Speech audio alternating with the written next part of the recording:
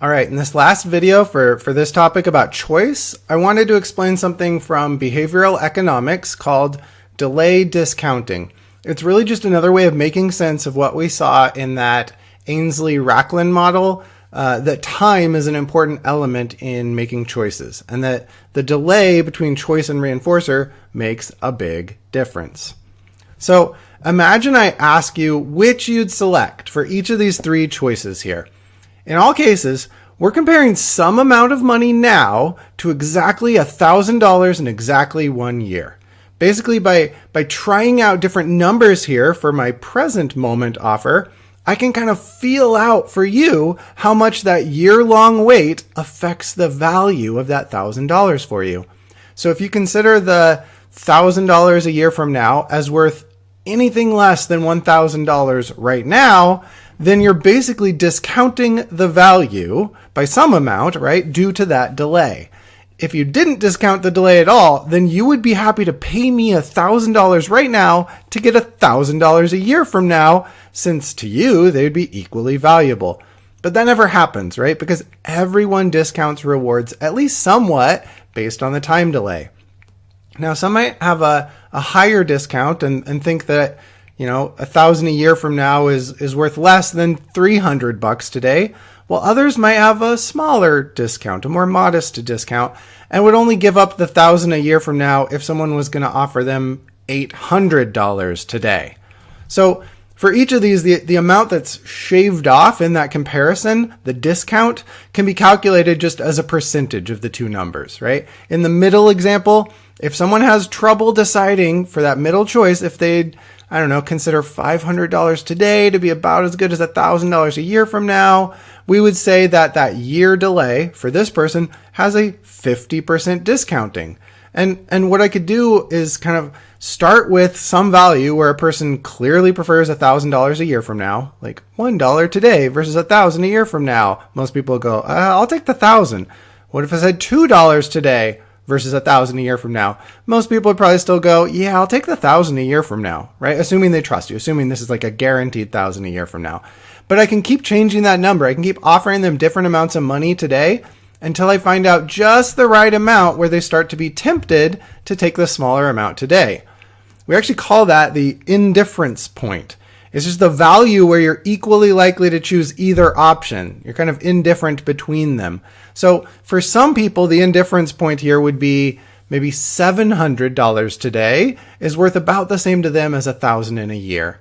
But for others who may be more desperate or have less self-control, maybe $100 today might be worth about the same to them as $1,000 in a year.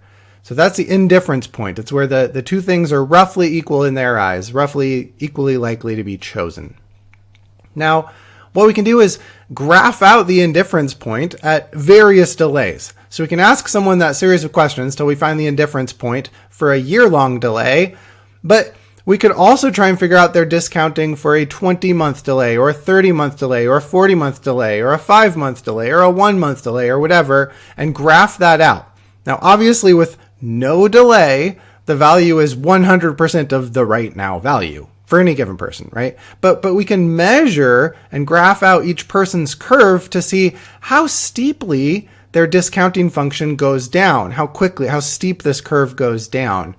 And we do that by measuring their delay discounting at different delays and just graphing it out like you see here with the dots all in a curved line. So the general effect that we're talking about here, it has a name. It's just called delay discounting. Basically, reinforcers are worth less when they're delayed into the future. I've already kind of seen the idea of that. So this is often formalized with an equation. It's called the hyperbolic discounting equation.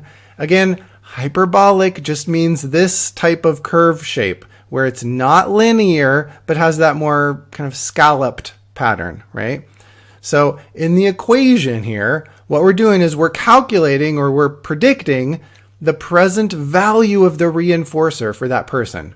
Like how much that payoff, $1,000 or whatever, how much that payoff is worth to me right now, even though there may be a delay before it shows up. So $1,000 a year from now, how much is that worth to me right now? How much right now is the value, that's the V with a little sub D, how much is the value of a reward that may be something like $1,000 a year from now? So let's look at the right side of the equation. A, up top there, that's the amount of the reinforcer, like how many dollars are being offered, or it could be how many treats are at stake for the rat or the pigeon, right? And then in the denominator down at the bottom, the big D, that's the delay involved.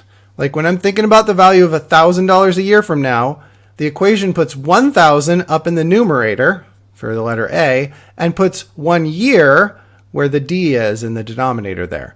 And that means it's division that we're talking about here, right? We're dividing those numbers. So with any delay at all, we're going to end up with the value being smaller than the amount A would normally be worth because of the delay.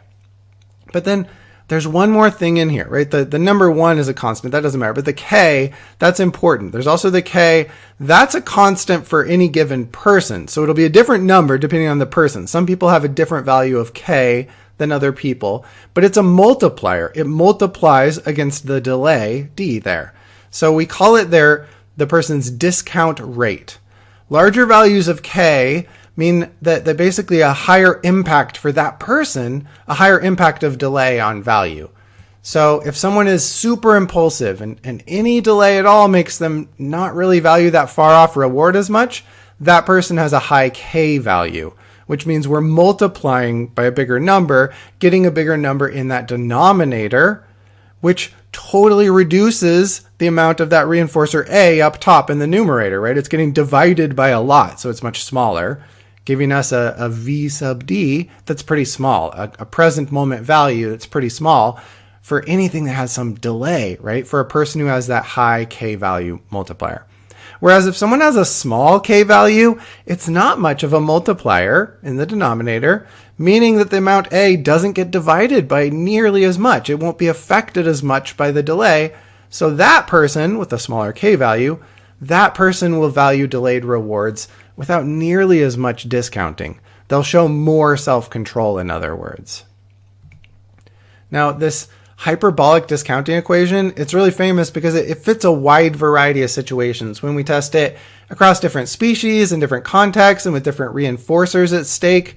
And it's been part of the kind of revolution in economics that we call behavioral economics, because it fits actual choices much better than the standard and traditional economics model, which had more of an exponential function for trying to predict people's valuing of rewards with delay. Now, the use of quantifying things in this way to have an equation like that and figure out those numbers, plug those in and predict someone's values, we can use it for things like measuring impulsiveness. We can quantify and compare different people or different animals or different species. We can quantify and compare how impulsive individuals are. So just for example, people who abuse cigarettes or abuse alcohol or abuse other drugs, they show steeper discounting of future outcomes. In other words, they show a larger value of K than other people. They're more impulsive. Ditto for problem gamblers. There's lots of research on this stuff. So in the study of substance use disorders, they use this discounting equation as a measure of impulsiveness to compare people, or to compare how well drugs might affect impulsiveness. So to give an example applying this, it's used in like psychopharmacology research as a dependent variable, where we can test out different drugs or different amounts of drugs that may influence impulsiveness to see if we can treat it, in essence, if we can affect how impulsive people are, help them with self-control. So just for example, in this graph here, we're looking at a rat study, a rat model, where they tested different amounts of Ritalin, the drug Ritalin, on 11 rats to see how it affected impulsiveness. Now the x-axis here, that's the amount of delay for a reinforcer, right? More delay to the right, less delay to the left. And the y-axis, what we're measuring, is how often they show self-control when given a choice, like how often they choose the larger later reward instead of the smaller sooner reward. So, not surprisingly, with more delay as we go further to the right on the x-axis, all rats are less likely to choose the delayed reward. Like they show some amount of impulsiveness, some delay discounting, just like all of us, right? More delay, it's not worth as much. But we can compare how impulsive rats are when they're on different amounts of Ritalin. So the two darker blue lines here, those were for 2 milligrams per kilogram or for 4 milligrams per kilogram of Ritalin. So conditions with kind of higher amounts of the drug Ritalin. And for that, they did find decreased impulsiveness, meaning less delay discounting. It lowered their value of K in that hyperbolic discounting equation. It made their curve not go down as steeply. Then the light blue line here at 1 milligram per kilogram, that didn't differ significantly from the vehicle condition in yellow, which that just means placebo. Basically, vehicle means an injection, but without any actual Ritalin in it. So just whatever else would have been in the injection, but without the Ritalin. So no drugs. They still have the same experience of the needle going in, so that's not a confound, but there's no drug involved. That's what they mean by vehicle, if you ever see studies like this from pharmacology. Okay. On the other hand, so that was Ritalin and showed that Ritalin does affect impulsiveness. It does affect the value of K in the hyperbolic discounting equation. On the other hand, when testing a different drug, Strattera, the results are in the right-hand graph here, we see that this drug doesn't improve impulsiveness. At least there's no significant difference between these. So in the first graph, we saw the asterisks here. That's the signal that there's a significant difference between some of these dots. Here, we don't have any significant difference. At any of these conditions, any of these different delays, we don't have a significant difference between the groups here, between those who are on a low amount or a high amount of Strattera versus the placebo where there was no drug at all.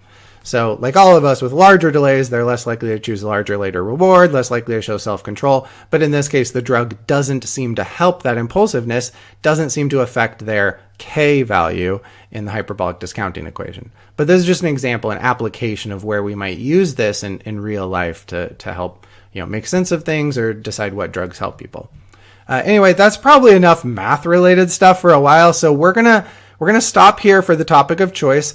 If you're interested in this topic, though, there's lots of great work out there in behavioral economics that studies this kind of intersection of behavior analysis with decision-making, and the better you understand it, the better you can understand and predict and control your own choices as well as those of others.